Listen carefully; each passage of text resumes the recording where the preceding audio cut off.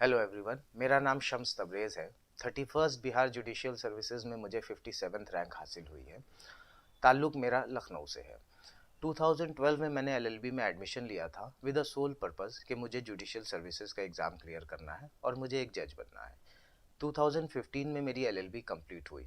All these years मैं तैयारी करता रहा, एग्ज़ाम्स देता रहा, लेकिन मेरा कई साल 4-5 साल तो प्रीलिम्स क्लियर नहीं हुआ। कुछ साल प्रीलिम्स क्लियर हुआ तो मेंस क्लियर नहीं हुआ। फाइनली मैं इंटरव्यू तक नहीं पहुंचा था अपनी गलतियों की वजह से। वो सारे एरर्स मैं डिस्कस सेपरेटली कर देता हूँ ताकि आप लोग दोबारा वो गलतियाँ आप लोग को फेस ना करना पड़े और पहले से आप वेल प्रिपेयर्ड हों। 2015 में कई साल प्रिपरेशंस के बाद जब मेरा प्रीलिम्स क्लियर नहीं हुआ तो मैंने फिर यहाँ पे लखनऊ हाई कोर्ट में प्रैक्टिस शुरू कर दिया। लिटिगेशन में क्रिमिनल साइड में प्रैक्टिस करता था और 2017-18 में मैंने प्रिपरेशंस छोड़ दिया कि अब मुझसे लग रहा है कि नहीं हो पाएगा। इवेंचुअली 2 साल मैंने फिर यूपी की जब ये वैकेंसी आई 600 के आसपास तो मैं प्रिपरेशन भी नहीं कर रहा था क्योंकि मुझे लग रहा था कि प्रीलिम्स क्लियर नहीं हो रहा है तो कैसे होगा। लेटर ऑन 2020 में मैंने एक बार कोशिश फिर से किया, सोचा कुछ स्ट्रेटजीज चेंज करके अपनी एरर तरीका पढ़ाई का बदल के एक बार और कोशिश करते हैं। क्या क्या मैंने चेंजेस किया वो मैं आपसे सेपरेटली डिस्कस कर रहा हूँ। जुडिशियल सर्विसेज के आम तौर पे एग्ज़ाम किसी भी स्टेट्स के 3 लेवल्स में होते हैं, प्रीलिम्स, मेंस और इंटरव्यू। सेपरेटली तीनों की बात करेंगे ताकि बेहतर समझ में आ जाए। प्रीलिम्स के लिए 2 पेपर जनरली होते हैं हर स्टेट्स में, ज़्यादातर स्टेट्स में। पहला पेपर होता है जनरल नॉलेज का, दूसरा पेपर होता है लॉ का। यूपी, बिहार और ये ज़्यादातर नॉर्थ के स्टेट्स में जो जनरल नॉलेज होता है वो सेपरेट पेपर होता है, लेकिन बहुत से स्टेट्स ऐसे भी होते हैं जहाँ पे जीके का कोई सेपरेट पेपर नहीं होता है, जैसे कि दिल्ली, हरियाणा या इस तरीके के अलाइक। बहरहाल अगर आप यूपी, बिहार और इन स्टेट्स की तैयारी कर रहे हैं जहाँ जनरल नॉलेज का सेपरेट वेटेज है तो उस लिहाज से जनरल नॉलेज की अलग से तैयारी करनी पड़ती है। प्रीलिम्स पॉइंट ऑफ व्यू से हम मान के चलते हैं जीके और लॉ 2 सेपरेट पेपर की कैसे तैयारी करना है वो मैं आपको बता रहा हूँ। सबसे पहले जीके में सिर्फ जीके नहीं पूछता है। जीके में क्वेश्चंस 3-4 जगह से आते हैं। सबसे पहला आता है करंट अफेयर्स। करंट अफेयर्स तैयार करने के लिए मैंने 3 सोर्सेज का यूज़ किया था। सबसे पहला मैंने daily current affairs, monthly current affairs और ईयरली करंट अफेयर्स को 3 हिस्सों में मैंने डिवाइड कर दिया था। डेली करंट अफेयर्स के लिए मैंने मोबाइल के एप्लीकेशंस होते हैं या इंटरनेट के ज़रिए से जागरण जोश और जीके टुडे का मैंने इस्तेमाल किया था। उससे मैं डेली करंट अफेयर्स के अलग नोट्स बनाता था। मंथली करंट अफेयर्स के लिए कोई भी रेप्यूटेड मंथली मैगजीन्स आप ले सकते हैं। कोई पर्टिकुलर की ज़रूरत नहीं है, सब में कंटेंट ऑलमोस्ट सेम ही होता है। मंथली मैगजीन का अलग नोट्स बनेगा। उसके बाद ईयरली करंट अफेयर्स के लिए दृष्टि की मैंने ईयर बुक यूज़ किया था। साल में एक बार आती है, वो 30 सितंबर को रिलीज़ होती है। करंट अफेयर्स मैंने इन 3 सोर्सेज से कंप्लीट करने के बाद 80% टू 90% क्वेश्चंस मेरे हो जाते थे। 100% करंट अफेयर्स आप कभी भी नहीं कर पाएंगे। ओवर एक्सपेक्टेशंस करने में डिसअपॉइंटमेंट ही होगी। करंट अफेयर्स के बाद दूसरा आता है स्टैटिक जीके। स्टैटिक जीके वो पोर्शन होता है जो ल्यूसेंट की बुक में लास्ट चैप्टर मिसलेनियस नाम से आपको मिलेगा और ये हमेशा स्टैटिक होता है जी। इसमें इस तरीके के होते हैं कि पहला शख्स जो चांद पे कौन गया था या इस तरीके का, वो कभी बदलता नहीं है, वो स्टैटिक ही रहता है। तो ल्यूसेंट का जो लास्ट चैप्टर मिसलेनियस है उसका आपको सेपरेट नोट्स बना लेना है। वो स्टैटिक रहेगा, वो हमेशा आपको हर एग्ज़ाम में काम आएगा, वो चेंज नहीं होगा। दूसरा पोर्शन जीके में होता है जिसको जीएस कहते हैं, सब्जेक्टिव होता है। History, geography, economics, politics, science, इस तरीके का। इसको आप ल्यूसेंट से कवर ना करें। मैं तो ल्यूसेंट से मैंने कवर नहीं किया। उसकी वजह यह है कि ल्यूसेंट काफ़ी एडवांस हो जाता है, बेसिक क्लियर नहीं होता है तो ल्यूसेंट समझ में नहीं आता है। तो जीएस के लिए जो सब्जेक्टिव पोर्शन है उसके लिए मैंने 2 हिस्सों में तैयारी किया। पहला मैंने नोट्स बनाए क्लास 6 to 10th 11th तक कई जगह पे, इकोनॉमिक्स का तो 11th भी। एनसीईआरटी का, एनसीईआरटी के नोट्स पढ़ने के बाद, बनाने के बाद, उसको ठीक तरह पढ़ने के बाद बेसिक्स क्लियर हो जाता है। सवाल उससे ज़्यादा हल नहीं होते हैं लेकिन अंडरस्टैंडिंग के लिए वो बेहतर है। जीएस एनसीईआरटी करने के बाद फिर मैंने लिया घटना चक्र। घटना चक्र को मैंने ठीक तरह से उसके एमसीक्यू के सेपरेट नोट्स बना के उसको ठीक तरह मेमोराइज़ कर लिया, प्रिपेयर कर लिया। चूँकि एनसीईआरटी पढ़ी हुई होती है तो घटना चक्र मेमोराइज़ करने में ज़्यादा टाइम नहीं लगता है, लेकिन एनसीईआरटी ना हो तो फिर वो एकदम से घटना चक्र न्यू हो जाता है, थोड़ा सा परेशानी का सबब बन सकता है। ये सब्जेक्टिव पोर्शन एनसीईआरटी और घटना चक्र करने के बाद, स्टैटिक जीके करने के बाद और करंट अफेयर्स करने के बाद आपका पेपर नंबर 1 जो जीके है वो ऑलमोस्ट मुझे कोई परेशानी नहीं आई थी। हिस्ट्री, ज्योग्राफी, इकोनॉमिक्स इन सब में तो बिल्कुल परेशानी नहीं आई थी। जो साइंस पोर्शन है वो घटना चक्र में सब नहीं करना है, बायोलॉजी ही मैंने किया था। फिजिक्स और केमिस्ट्री का उतना नहीं वेटेज होता है, तो वो थोड़ा सा वेस्ट एफर्ट हो जाएगा अगर फिजिक्स और केमिस्ट्री पे ज़्यादा फोकस किया जाए। बेहतर है कि बायोलॉजी पे फोकस किया जाए। पेपर नंबर 1 पीटी, इतना करने पे आपका पीटी में परेशानी आपको नहीं आनी चाहिए। Paper number 2 law. लॉ में एक तो बहुत ही सिंपल बात है कि बेयर एक्ट पे मास्टरी होनी चाहिए। इसका कोई सेकंड ऑप्शन नहीं है। बेयर एक्ट आपको अच्छे से करा हुआ होना चाहिए। प्रीलिम्स में और मेंस में दोनों में ये काम आता है। Prelims, as far as prelims के लॉ की बात करें तो बेयर एक्ट के बाद आप जो भी बुक प्रेफर करते हैं, अगर कोई बुक है या कोचिंग के नोट्स हैं या कोई भी थ्योरी के लिए थोड़ा सा डिस्क्रिप्टिव कोई भी चीज़ है, तो वो अंडरस्टैंडिंग के लिए बेहतर होता है। पढ़ने और समझने के बाद आता है एमसीक्यू क्वेश्चंस।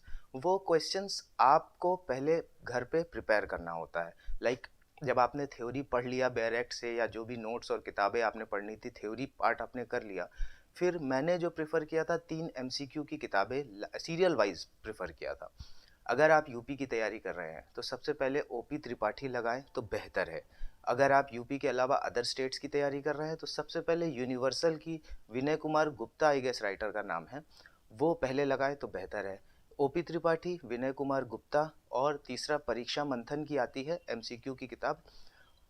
ये 3 किताब लगाने के बाद आपका एमसीक्यू में आपको पीटी में कोई प्रॉब्लम नहीं आएगी। प्रीलिम्स में यहाँ पे प्रीलिम्स क्लियर हो जाएगा। Paper number 1 GK, paper number 2 law, इस तरीके से। अब आता है मेंस की बात। मेंस में लिखना होता है, आंसर राइटिंग की थोड़ी सी प्रैक्टिस चाहिए होती है। आप थ्योरी कितनी भी क्लियर हो, अगर आंसर राइटिंग और उस पर्टिकुलर टाइम में जो टाइम आंसर के लिए अलॉटेड है उसमें नहीं होगा तो फिर परेशानी का सबब बनेगा, चाहे हमने कितने भी थ्योरी क्लियर कर रखी हो। तो बेहतर ये है कि मेंस जैसे ही पीटी क्लियर हो हमारा, मेंस में हम जाएं तो हम पहले प्रीवियस ईयर्स क्वेश्चंस उठा के देखें किस तरीके के सवाल आते हैं। जनरल डिस्क्रिप्टिव सवाल आते हैं या फिर टेक्निकल क्वेश्चंस आते हैं। लाइक यूपी और बिहार में डिस्क्रिप्टिव जनरल क्वेश्चंस आते हैं, जैसे कि वो पूछेंगे कि व्हाट इज स्टॉपेल, सिंपल पूछेंगे व्हाट इज स्टॉपेल, या वो पूछेंगे what is doctrine of election, simply ये क्वेश्चन दे देंगे। इसको जनरल डिस्क्रिप्टिव क्वेश्चंस कहा जा सकता है। दिल्ली, हरियाणा जैसे स्टेट्स में टेक्निकल क्वेश्चंस आते हैं, डिस्क्रिप्टिव नहीं। टेक्निकल क्वेश्चंस का मतलब हो गया कि सेक्शन 319 सीआरपीसी में जब मजिस्ट्रेट को किसी और को तलब करना है तो वो प्रोसिक्यूशन विटनेस पे तलब करेगा, या 161 के स्टेटमेंट की जो कि केस डायरी में है वहाँ से भी तलब कर सकता है। देखिए ये एक टेक्निकल क्वेश्चन है, इसके लिए टेक्निकल आंसर राइटिंग। तो हम बात अभी जनरल एंड डिस्क्रिप्टिव स्टेट्स की कर रहे हैं, जैसे यूपी और बिहार। तो यहाँ पे आप प्रीवियस ईयर्स क्वेश्चंस जब देखेंगे तो उसमें आपको एक अंदाज़ा ये हो जाएगा कि किस क्वेश्चंस को कितना टाइम देना है। जनरली अगर एक क्वेश्चंस को 15 मिनट देना है या 10 मिनट देना है, वो पहले आप घर पे प्रैक्टिस जब प्रीवियस ईयर्स क्वेश्चंस घड़ी रख के कर चुके होंगे तो आपको ये अंदाज़ा हो जाएगा कि किस किस सवाल को कितना मिनट देना है। अब उस मिनट के हिसाब से आप 1 2 4 5 क्वेश्चन पेपर सॉल्व करेंगे घड़ी रख के, ताकि आपका उस टाइम फ्रेम में माइंड सेटअप हो जाए। एग्ज़ाम में ये ना हो कि टाइम सब कुछ सही है लेकिन टाइम का अंदाज़ा नहीं। ये सबसे वर्स्ट सिनारियो होता है, इसमें आपके आते हुए क्वेश्चंस भी छूट जाते हैं। वो डिसअपॉइंटमेंट नहीं होनी चाहिए। टाइम फ्रेम का अंदाज़ा लेने के बाद, क्वेश्चंस का अंदाज़ा लेने के बाद, अब मेंस के आंसर राइटिंग किस तरीके से अटेम्प्ट करने हैं इस पे मैं बात करता हूँ। मेंस के आंसर राइटिंग के लिए आपको उस टाइम फ्रेम में सबसे पहले आपको बेयर का सेक्शन लिखना होता है। सेक्शन के बाद अगर बेयर का प्रोविज़न एज इट इज़ लिख सकें, जो मैंने कोशिश किया था कि बेयर का प्रोविज़न एज इट इज़ लिख देना, ज़्यादा से ज़्यादा। पूरा बेयर एक्ट तो याद करना नामुमकिन है, लेकिन मोटा मोटी जो इम्पोर्टेंट चीज़ें हैं वो हम याद कर सकते हैं। जैसे एस्टॉपेल की डेफिनेशन हम 115 एविडेंस में याद कर सकते हैं। इलेक्शन की डेफिनेशन हम याद कर सकते हैं, जो पहला पैराग्राफ या दूसरा पैराग्राफ है। जो इम्पोर्टेंट चीज़ें हैं जैसे वैल्यूएबल सिक्योरिटी है आईपीसी में, या इस तरीके की जो पूछी ही जाती है, उसको हम एज इट इज़ याद करने की कोशिश कर सकते हैं। वो as it is section number लिखने के बाद, बेयर प्रोविज़न लिखने के बाद अगर याद है तो, और नहीं याद है तो उसके एसेंशियल इंग्रेडिएंट लिख दें। उसके बाद हमें उसको एक्सप्लेन करना होता है थोड़ा सा, पॉइंट वाइज में अपने आंसर लिखें। ज़्यादा पैराग्राफ्स या लंबे लंबे लिखने से वो एग्जामिनर भी जो है इंटरेस्ट थोड़ा लूज़ कर सकते हैं। पॉइंट वाइज में इजी होता है पढ़ने के लिए भी। तो हमें एक ऐसा टेबल सजा के देना है जो पढ़ने वाले को ज़्यादा मेहनत ना करना पड़े, बहुत ईजी लगे पढ़ने के लिए आंसर आपका। इसके बाद हमें केस लॉज डालने होते हैं। अगर कोई ऐसा केस लॉ है जिससे वो सेक्शन डिराइव हुआ है, कानून बना है, तो वो ज़रूर लिख दें।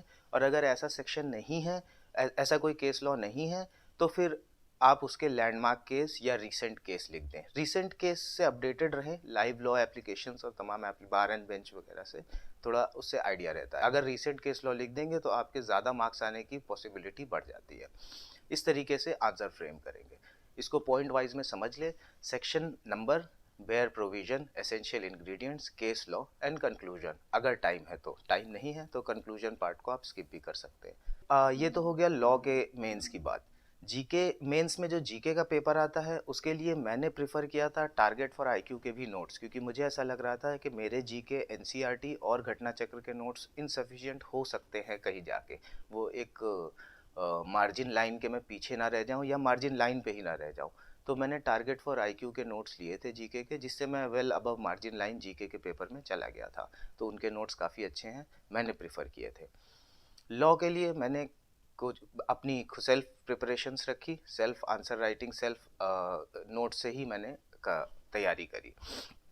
और कोचिंग इंस्टीट्यूट के नोट्स से मैंने इतना मदद लिया था कि एम्बिशन लॉ इंस्टीट्यूट के जो नोट्स हैं एविडेंस एक्ट वगैरह के और तमाम आईपीसीसीआर, उससे ये हो गया था कि किताबें जो बहुत ही लेंदी होती है पढ़ने में, उसको शॉर्ट करके उन्होंने अपने नोट्स में दिया हुआ है, तो वो थोड़ा बेहतर हो गया था। अगर आपने वेल आंसर राइटिंग कर रखा है और आपका जीके का प्रोपोर्शन जितना पीटी में प्रिपेयर था उसके साथ आपने टारगेट फॉर आईक्यू ऐड कर लिया है, तो आपको प्रीलिम्स और मेंस दोनों में परेशानी नहीं आएगी। Mains is not about any knowledge or anything. Mains is all about answer writing capability, जो आपने प्रैक्टिस की हो, प्रैक्टिस से ही आता है। जितना आप मेंस के प्रीवियस ईयर्स पेपर सॉल्व करेंगे उतना आपको मेंस में परफेक्शन और कॉन्फिडेंस दोनों आ जाएगा। फिर एग्ज़ाम में आसानी होगी, ये महसूस होगा कि आप ये तो कई दफ़ा ये चीज़ फेस कर चुके हैं, तो वो अप्रोप्रिएट टाइम में आपके सारे अप्रोप्रिएट आंसर्स हो जाएंगे। प्री और मेंस के बाद तीसरा स्टेप आता है जुडिशियल सर्विसेज के एग्ज़ाम्स में interview, personal interview. Personal interview को अक्सर लोग वाइवा के तौर पे समझते हैं, जो कि गलत है। इंटरव्यू और वाइवा में एक फ़र्क होता है। वाइवा में आपकी नॉलेज चेक होती है, इंटरव्यू में आपकी ओवरऑल पर्सनालिटी चेक होती है, and personality includes knowledge and everything. It's not just about knowledge. Interview में जो भी क्वेश्चंस होते हैं वो आम तौर पे बहुत ही नॉर्मल, जनरल और सिंपल क्वेश्चंस होते हैं। वैसे ही क्वेश्चंस होते हैं जैसे मेंस में क्वेश्चंस होते हैं। कोई भी टेक्निकल क्वेश्चन नहीं पूछते हैं वो आम तौर पे। मुझसे तो बिल्कुल नहीं पूछा गया था। वो क्वेश्चंस पूछे गए थे जो आम तौर पे हम लोग पढ़ते हैं या दोस्तों से डिस्कस करते हैं। बस फ़र्क इंटरव्यू में एक चीज़ जहन में ये रखना होता है कि जब भी हम आंसर्स दें अपने जो भी क्वेश्चंस बोर्ड की तरफ से आए, तो हम उसको बेहतर तरीके से दे पाएँ, अपनी पर्सनालिटी, बॉडी लैंग्वेज नॉर्मल रख सकें, ज़्यादा ना अग्रेसिव दिखाएं, ना टेंशन में दिखाएं अपने आप को कि हम स्ट्रेस्ड हो गए हैं या इस तरीके। बिल्कुल नॉर्मल आप क्वेश्चंस का आंसर दें। तो ऐसा कोई क्वेश्चन नहीं आने वाला है जिसका आंसर आपको आम तौर पे ना हो, एक्सेप्ट वन और टू। एक आध क्वेश्चन ऐसे होते हैं जिसका आंसर नहीं आए तो आप सॉरी बोल सकते हैं, कोई इसमें ऐसी बात नहीं है, कोई परेशानी का सबब नहीं है। इंटरव्यू में बेहतर है कि ड्रेसिंग ड्रेसिंग सेंस प्रॉपर रहे। अगर आप मेल हैं तो coat, shirt, tie, suit proper और टाई हो, शूज़ आपके पॉलिश हो, प्रॉपर एटिकेट्स में आप जाएं। बैठे नहीं जब तक आपको बैठने ना कहा जाए।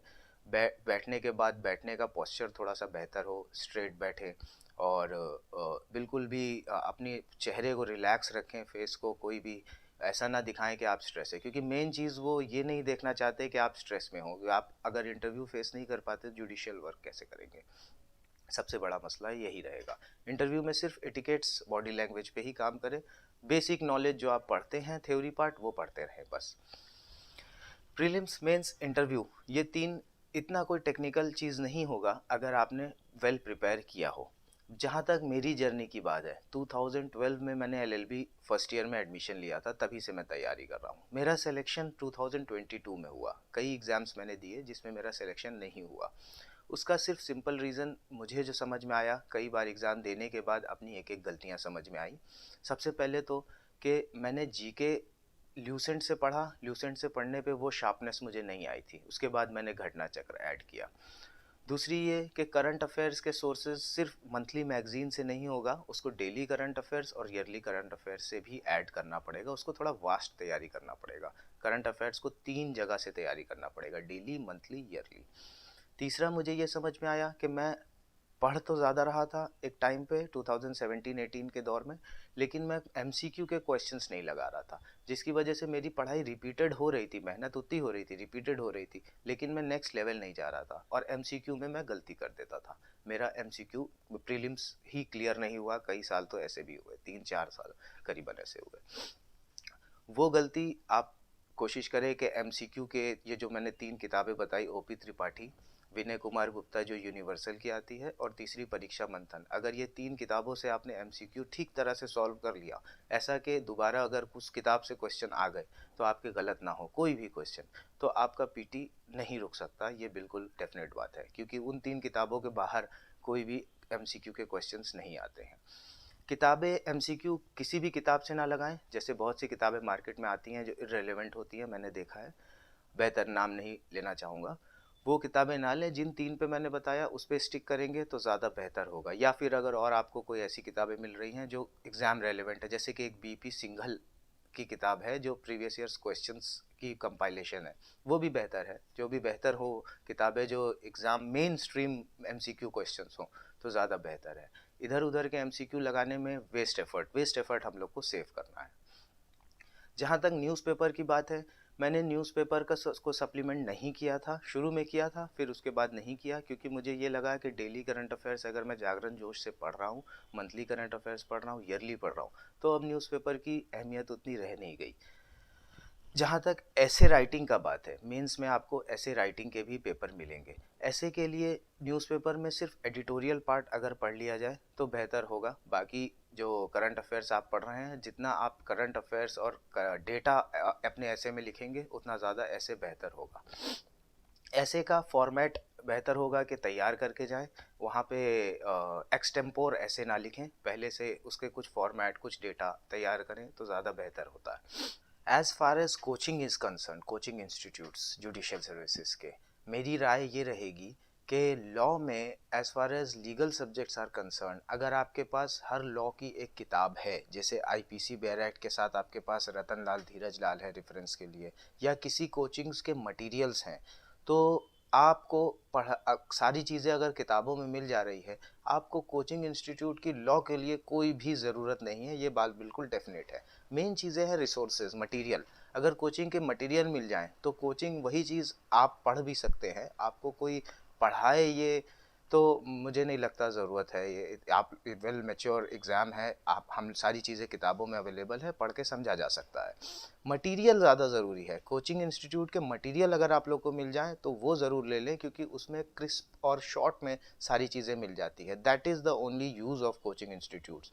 बैठ के पढ़ना और कोई शख्स पढ़ाए ये तो मेरे समझ से ठीक नहीं है, क्योंकि आप एक बेहतर जहन आपका भी है, आप किताबों से पढ़ के सारी चीज़ें, सारे इल्म हासिल कर सकते हैं। तो रिसोर्सेज पे फोकस करें। कोचिंग इंस्टीट्यूट्स, आप चूँकि हम लोग जुडिशियल सर्विसेज के एस्पिरेंट्स हैं, तो हमारा हमेशा जीएस और जीके पोर्शन लॉ से कम होता है, तो बेहतर है कि जो हमारा कमज़ोर है उससे उसके लिए हम कुछ कोचिंग या एड लें। मैंने टारगेट फॉर आईक्यू के नोट्स लिए थे, वो भी कोचिंग और लेक्चर्स नहीं, सिर्फ नोट्स, मटेरियल पे आपको फोकस करना है, क्योंकि अगर हमें हर चीज़ कोई पढ़ा देगा तो हमारा अपना जहन कभी भी कैलकुलेट नहीं करेगा, हम सिर्फ एक स्पून फेड हो जाएंगे और हमारा जहन बिल्कुल रुक जाएगा। टारगेट फॉर आईक्यू के नोट्स काफ़ी अच्छे हैं, मेंस के लिए भी, प्री के लिए भी। लॉ के लिए मुझे नहीं लगता है कि आप अगर मटेरियल रिसोर्सेज हैं तो किसी भी कोचिंग की ज़रूरत आपको कभी भी है, बस रिसोर्सेज इकट्ठा करने होंगे, उसमें थोड़ी सी आपके फ्रेंड्स या मदद कोचिंग की आप ले सकते हैं डायरेक्टली भी। और इस एग्ज़ाम में मैं ये कहना चाहूँगा कि इस एग्ज़ाम में ऐसा कोई भी चीज़ नहीं है जो मुश्किल हो। It's all about strategy. अगर स्ट्रैटेजी ठीक डायरेक्शन में है और 2 से 3 साल मेहनत कर लिया गया है एक प्रॉपर स्ट्रैटेजी में, तो फिर आपका सिलेक्शन होने से कभी भी कोई नहीं रोक सकता। लेकिन अगर आपने बहुत मेहनत की है, लाइक मैं 2012 से 2020 तक जैसे मैं पढ़ रहा था, बहुत मेहनत कर रहा था, स्ट्रैटेजी मेरी बिल्कुल ख़राब थी, कुछ पता नहीं था कैसे पढ़ना है, तो फिर कितना भी पढ़ लिया जाए मुश्किलात हासिल होंगी। कोई फ़ायदा, कोई कामयाबी हासिल होना बड़ा मुश्किल है। स्ट्रैटेजीज़ आजकल इंटरनेट के मीडियम से यूट्यूब पे सारी चीज़ें अवेलेबल हैं। लोग जो कैंडिडेट सेलेक्ट हुए हैं वो अपने एक्सपीरियंस शेयर करते हैं, जिससे बेहतर गाइडेंस और डायरेक्शंस मिल जाता है। उससे हिकमत अमली स्ट्रैटेजी बेहतर करते हुए उनकी वीडियोस से भी हम काफ़ी कुछ सीख सकते हैं। और 2 4 10 लोगों के एक्सपीरियंसेस जब सुनते हैं जो सेलेक्ट हुए हैं, तो हमें एक डायरेक्शंस आसानी से मिल जाता है यूट्यूब और इंटरनेट के ज़रिए से। हमें बहुत मुश्किल नहीं है आज की डेट में। तो वो अगर स्ट्रैटेजी ठीक हो गई तो, और मेहनत उस स्ट्रैटेजी पे कर लिया, उतनी चीज़ें कवर कर ली, किसी भी कोचिंग इंस्टीट्यूट में जाके लेक्चर लेने की और पढ़ाई करने की कोई पढ़ाई इसकी ज़रूरत नहीं। मैच्योर एग्ज़ाम है, कोई जो है इमैच्योर एग्ज़ाम नहीं है ये, और कि हमें हमेशा किसी की ज़रूरत हो। किताब काफ़ी है, अगर इतनी चीज़ें कवर कर लिया गया है तो सिलेक्शन होने से कोई नहीं रोक सकता। बेहतर है कि पढ़ाई पे जितना ध्यान दें, उतना ही ध्यान स्ट्रेटजी पे दें, और इंटरव्यू को बिल्कुल भी सीरियसली ना लें, नॉर्मल रखें, एटिकेट्स पे ध्यान दें, जो आपने पढ़ा है वही काम आएगा। As far as mains is concern, अपने आंसर राइटिंग की प्रैक्टिस अगर अच्छी तरह कर ली है तो आपका मेंस नहीं रुकेगा। आप आंसर एक-एक क्वेश्चंस की अच्छी तरह, आपने जो क्वेश्चन वहाँ पूछा जा रहा है उसकी घर में 10-10 बार आंसर राइटिंग की प्रैक्टिस विथ टाइम घड़ी रख के की है, तो आपका मेंस नहीं रुकेगा। बिल्कुल डेफिनेट है, आपका सिलेक्शन ज़रूर होगा। मुझे लगता है इतनी चीज़ें कवर करने के बाद परेशानी का सबब जुडिशियल सर्विसेज का एग्ज़ाम नहीं बनेगा आप में से किसी के लिए भी। ऑल द वेरी बेस्ट, तैयारी करें, और कोशिश करें टारगेट बेस्ड तैयारी करने की, अर्ली बेस्ड तैयारी ना करें। डिसिप्लिन थोड़ा सा होना पड़ेगा हम लोग को और बेहतर, क्योंकि डिसिप्लिन होंगे तभी इतना वास्ट सिलेबस कवर कर पाएंगे जिसमें लॉ भी है, जीएस भी है। डिसिप्लिन नहीं होंगे तो हमेशा 2 चीज़ें छूट जाएंगी, एक चीज़ छूट जाएगी, कुछ माइनर चीज़ें छूट जाएंगी, तो वो नुकसान इवेंचुअली हमारा ही होगा। डिसिप्लिन का मतलब अपना शेड्यूल इस तरीके से बना लें, पहले ब्लूप्रिंट अपने पेपर पे, कि पूरा दिन किस तरीके से, कितने बजे से क्या पढ़ना है, कितने बजे से क्या नहीं पढ़ना है, वो बिल्कुल फिक्स हो, और उतने वो चीज़ कभी भी डिस्टर्ब ना हो जब तक आप जज ना बन पाएँ। क्योंकि डिसिप्लिन के अलावा और कैंडिडेट्स के पास कुछ भी नहीं होता है, डिसिप्लिन और रिसोर्सेज, उसी से हमें क्रैक करना होता है। तो all the best, good luck, आप लोग तक करें तैयारी अच्छे से, और इंशाल्लाह आप लोग को कामयाबी हासिल हो।